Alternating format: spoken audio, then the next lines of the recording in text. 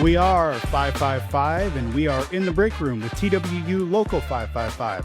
I'm Eric Peterson, host of the show, and we are continuing our Getting to Know Your Executive Officers. Coming up next, President Abilio Villaverde in the break room.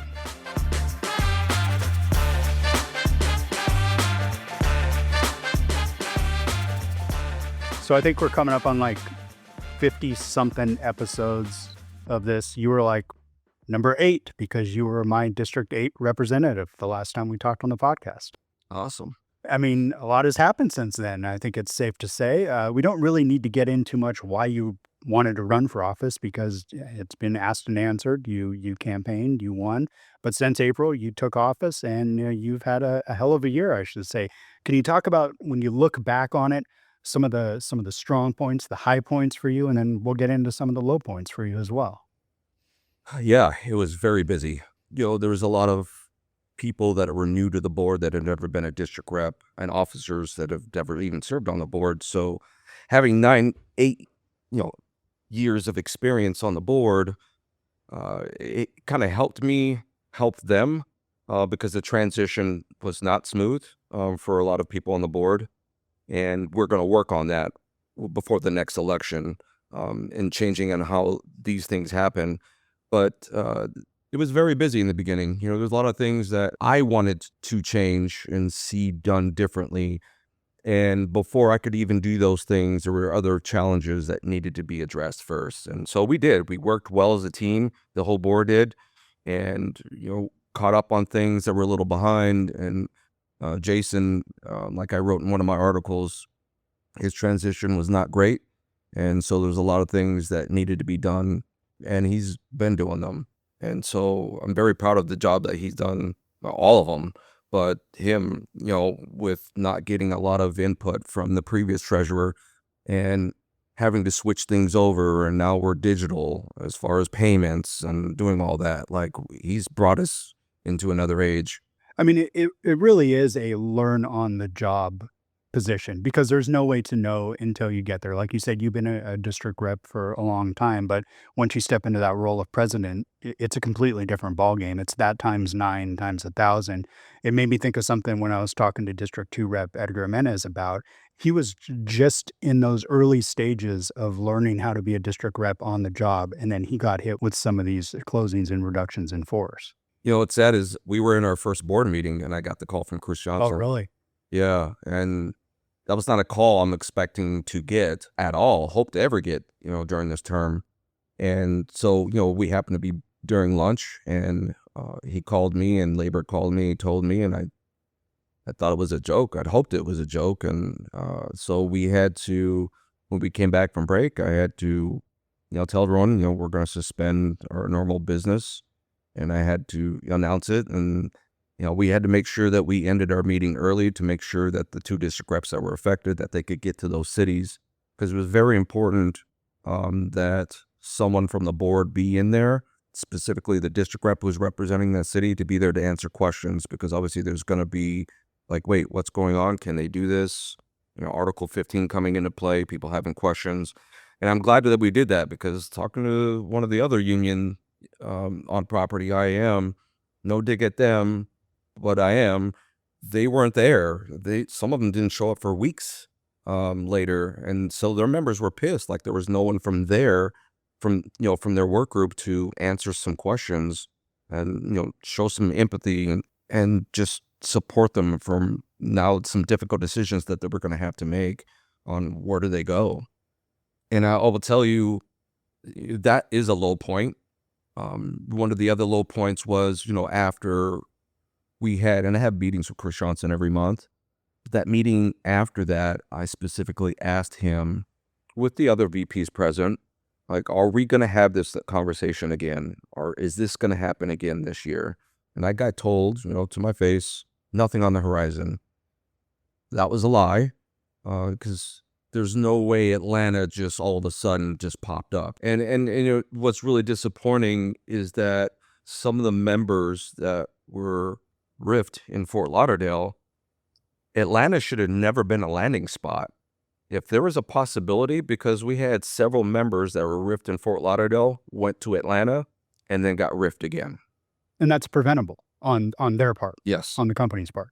Yes. JP is in his second term now, and that's his home station. He's right off the bat having to deal with that in his second term when he got redistricted at the same time. So he's having to make new relationships in different cities, but then he has to come back to his own city and have to deal with that. Yeah. Yeah. We join them when the company was there making the announcement. And they were very disappointed. Obviously, it was not the Fort Lauderdale, the Intercontinental announcement, but we wanted to make sure we were at the Atlanta one. There was 244 members affected. And you could tell by the emotions in that room, they were just disappointed that the company would just give up on that city and that station, especially when AirTran had like 270 flights there at some point. So obviously there were passengers there flying.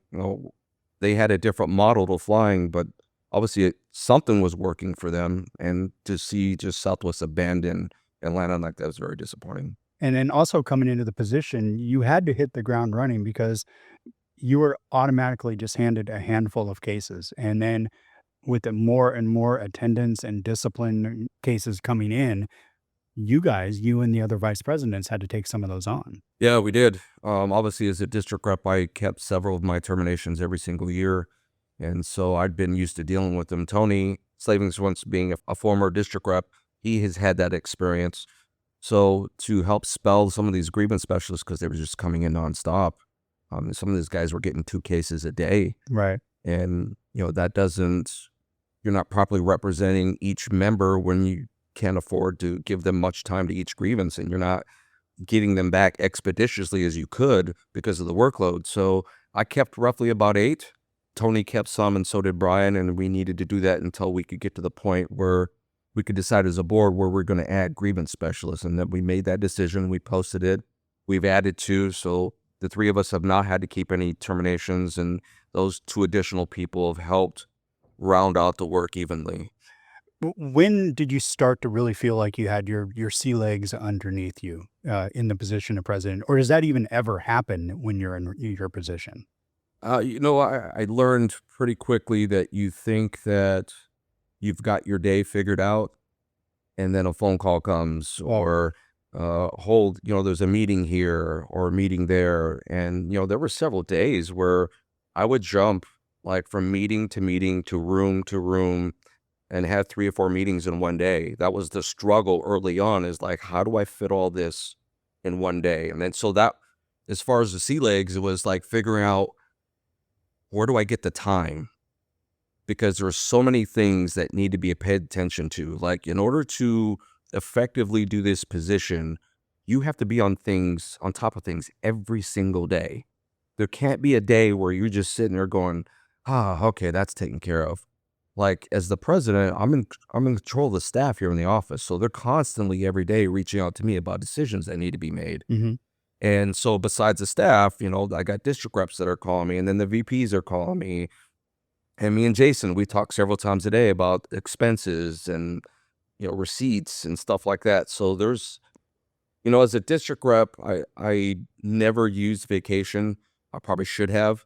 I didn't. I did that once, actually. And when I came back, it was What horrible. happened? I got inundated. It just wasn't worth it. I knew I was never going to enjoy that vacation again, because I was going to think about what it was going to be like coming back. There's just no way in this position you can take that kind of time off. It's every day, and it needs to be every day. Even the times like I just went over to visit one of the Hawaii stations with Damon. Those were my cities before. He had a picnic over there. I went over there. It was a reminder when I was a district rep that I had to get up about 3 or 4 o'clock in the morning over there because of the day starting over here on the mainland. Right. And not dealing with grievances anymore. I didn't feel like I needed to. But when I got up in the morning and I saw the emails, the text messages, because I have to approve all the lost time. So every time someone's getting released from work, I've got to approve that. And so, they're relying on me to answer the emails right away and the text messages right away. And so it's, when I get on a plane, I know when I land, hey, I need to get on this real quick because there's people depending on me to make a decision. And so it's very, very busy work. A lot of people depend on you to make decisions. I'm certainly not making all of these alone. The officers are working very well together. Obviously, we ran together. but we're making decisions as a board together as well. And I like how this board has come together. And one of the things that was very important to you when you were my district rep is getting yourself in front of as many members as you could. And what you just talked about for the past couple minutes, those are all things that happen behind the scenes. But people want to see their president and they also want to hear from the president. First, we'll talk about seeing their president because you have made an effort to get in front of as many different members, whether they voted for you or didn't even vote. You're still making that effort to get out there because you explained the last time you were on the show how important it was to build camaraderie amongst each other. Yes, as a district rep, that was a big thing for me. I'd always believed that I'd rather you ask me why I'm here than where the hell have you been. And when we campaigned, we told people, like, if you don't see us till 6 months before the next election, and I'm here and you're asking you to vote for me again, don't vote for me again. Mhm. I should have been in here before that. So one or more of the officers, we visited 28 cities since April. That's almost a third of the cities. And during the campaigning, there were a lot of members that I was able to see online saying, well, they're not going to come here because it's a small city. Well, I was a district rep who had Spokane, Boise. Right. So, like, I had the small cities, Hilo, Kona. Mhm. So you're talking to a small city district rep. So we made sure that that was some of our priorities since April. We've been to Destin, Jacksonville, Reno, went back to Salt Lake. We've been to those small cities. We always have been to Baltimore, Atlanta, Orlando. Like, we have a lot more plans to visit a lot of cities going into 2025. And the commitment that we've made to each other as officers is that before our term's over, every city is going to see an officer, if not more than one. That's the goal. We like to travel more than one so you can meet more than just one person. But our goal is to visit every single city. And so remind us why it is important to have those visits and to get members together when they're off the clock. Because that was one of the main things that I really teed off on the very first time that we talked in front of microphones. Obviously, in my district, if you were in there, you saw me doing family events at every single station. That was very important. I just didn't do it at one because it's hard to non-riv with your family. If I just did a Denver picnic, no one from Hawaii could have went, Right. or So I made sure I did that, and that was very important to me. That kids were there, families, aunts, uncles, like, bring them all. And the more children that we can get introduced to the union life, when they get their first job and it's union, they're not going to be like how some of we have our newest members now that are getting hired. They've never had a union. They don't know what a union is. No one in their family was a union. So I love it when we do family events and that kids are being brought in. And one thing I like is that, my old district got split up between several districts. And those district reps have made it a point to continue what I was doing and do events. And some of the other newer district reps have done events at their cities too. And I hope that we can expand on those into 2025. They've been great. People love that, we're doing stuff for them. And even the ones that we do at the station, we're in the break rooms. They see an officer there. Normally, they just see their district rep. I know in the past, some cities have said that they didn't even see their district rep, and I trust that, in these board meetings, I call out the stations. All right, have you been to this city? Why not? We're going to make sure that district reps are visiting their cities, and if they're not, which they will, officers will be in there. Like, every city is going to get they're going to have someone in their break room. You shouldn't just wait till someone's running for an election to hear from someone leading the union. Some of these people, sometimes they may be afraid to speak to their elected rep or maybe their district rep, but they may feel comfortable talking to a stranger, and the stranger could be an officer. So I think it's important that the officers get in the break rooms, but the family events are very, very important. And I know that some of these other district reps that weren't able to get anything done in 2024, that they're focused on doing some in 2025. So that's letting the members see you. Also, I wanted to mention the members hearing from you, and you've kept me busy. That was something that you ran on, the transparency and keeping the members updated. Can you talk a little bit about why that was so important to you and then the strides that we've made in moving forward with communications? Talk about me, Abilio. So, one thing a lot of people complained about when I was the district rep was that it seemed like the only time they heard from the local was negotiation updates. They didn't hear about anything else that was going on.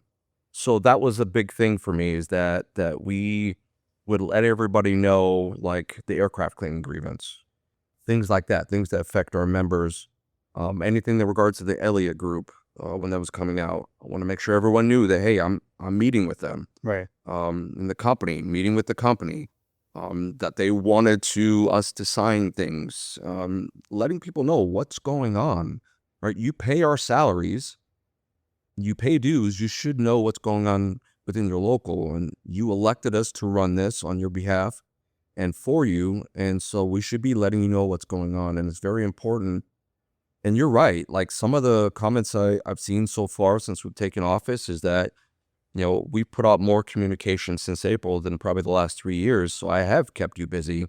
And you're going to be very busy the next 3 months, specifically because we got a lot of videos. There's a lot of content coming out. I love that our education committee output some great videos.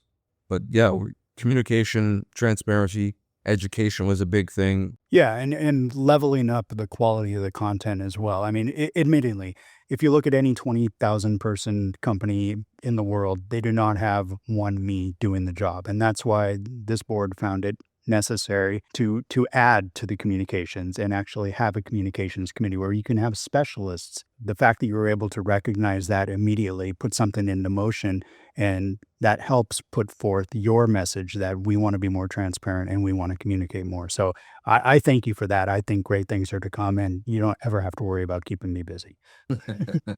So let's move. You talked about 2025 as we were in 2025.